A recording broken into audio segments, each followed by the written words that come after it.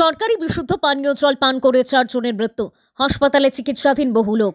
ঘটনায় তীব্র আতঙ্ক শিলচরের ভকতপুরে। জনস্বাস্থ্য কারিগরি বিভাগের বিরুদ্ধে তীব্র ক্ষোভ এলাকাবাসীর।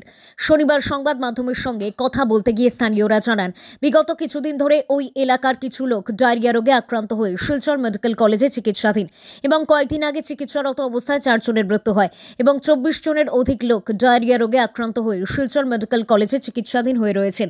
এই ঘটনা হওয়ার পর প্রশাসনের পক্ষ থেকে কোনো ধরনের বিহিত পদক্ষেপ নেওয়া হয়নি বলে স্থানীয়রা অভিযোগ করেন।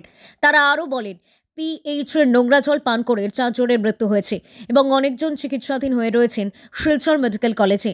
সংবাদ মাধ্যমের মধ্যে দিয়ে স্থানীয়রা প্রশাসন ও স্বাস্থ্য কারিগরি বিভাগের মন্ত্রীর কাছে আবেদন করেন অতি সত্বর বিহিত ব্যবস্থা নেওয়ার জন্য। ব্যুরো রিপোর্ট, নিউজ অবিকল। আমাদের রুজিয়ার থেকে যেটা আমরা রিজার্ভের আছে ওখান থেকে আমরা জলটা নিয়েছি, আগের দিনও আমরা জলটা নিয়েছি, এখন কয়েকটা পয়েন্টস থেকে আমরা জলটা নিচ্ছি। কিন্তু এখন দেখতে হবে যে কোথায় এই কন্টামিনেশনটা হচ্ছে, ওটার জন্য আমরা টেস্টিংয়ের জন্য পাঠাবো। আগে আমাদের ল্যাবে করা হয়েছিল আর আপনার ইসাতে করা হয়েছিল মেডিকেলের সাথে। এখন আমরা একটা আনবায়াস একটা থার্ড পার্টি ওখানটা করানো হবে, যাতে আমরা ধরতে পারি যে কি প্রবলেমটা কোথায় হচ্ছে। টেস্টিংটা আবার করাবো, একটা থার্ড পার্টি ইন্ডিপেন্ডেন্ট পার্টিকে দিয়ে করানো হবে। যে কোনো একটা আমাদের এখানে তো অনেকগুলো কলেজও আছে, ওরকমভাবে একটাতে করানো হবে, যাতে আমরা দেখতে পারি যে কোথায় প্রবলেমটা। প্রথম যে স্যাম্পল কালেকশন করা হয়েছিল তার রিপোর্ট কি এসেছে বা কি? তার রিপোর্ট যেটা আমাদের এখানে করানো হয়েছে ওটা H2S ভাইলস দিয়ে করানো হয়েছে, that is not confirmatory test. ঠিক আছে, কেন কি আমাদের ডিএলএল এ ওই কনফার্মেটরি টেস্টটা হয়, ওটাতে একটু প্রবলেম ছিল মেশিনটাতে, তার জন্য আমরা ওখানটা করাতে পারিনি। আমাদের ল্যাবটাতেই হচ্ছে সাব ডিভিশনাল ল্যাবরেটরি, যেটা ওটাতে H2S ভাইলস দিয়ে করানো হয়েছিল, কিন্তু ওখানটা নেগেটিভ এসেছে। বাট ওটার নেগেটিভটা যে অ্যাকচুয়ালি নেগেটিভ সেটাও নয়, কিন্তু আমরা আবার ওটাতে রেসিডুয়াল ক্লোরিনও পেয়েছিলাম। এখন রেসিডুয়াল ক্লোরিন যদি থাকে, ওটার জন্য আমাদের ডাউটটা হচ্ছে যে রেসিডুয়াল ক্লোরিন থাকছে কিন্তু আবার ইকোলাইও আছে দেখাচ্ছে, ওটাতেই আমাদের প্রবলেমটা। তার জন্যই আমরা আজকে যে ইসে করছি যে একটা থার্ড পার্টিতেও ইন্ডিপেন্ডেন্টলি একটা করানো হবে টেস্টিংটা। এই স্কিমটা আমাদের অলমোস্ট 2 বছর হয়ে গেছে হ্যান্ড ওভার করা। 31 ডিসেম্বর 2022-তে যে জেমের কাজটা শেষ হয়, এটা হ্যান্ড ওভার হয়ে গেছে।